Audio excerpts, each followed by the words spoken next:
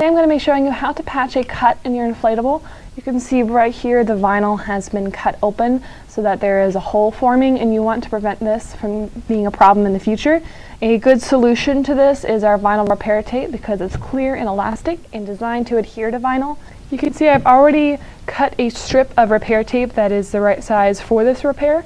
We do sell this repair tape in different sized rolls as well as different size patches on the website depending on your needs. I'm going to start by rounding off the edges of this repair tape. This just helps prevent the tape from peeling after you apply it.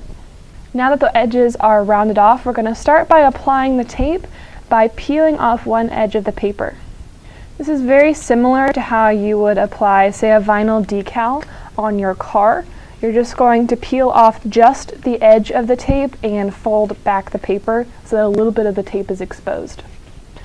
I'm going to line it up with our tear, how I want the patch to lay, and then you're just going to anchor down the patch by letting that exposed area of the tape stick to the vinyl.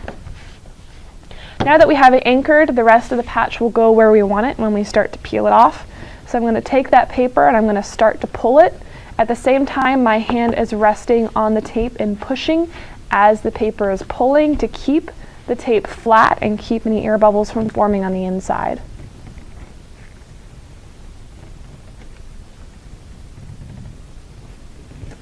Okay, now our patch is completely applied. You can see now that it is completely covered over the tear, and even as I pull this piece of vinyl apart, the elastic tape is very stretchy and flexible and moves with the vinyl so that it stays adhered to the vinyl and keeps that tear closed off and it doesn't become a larger issue.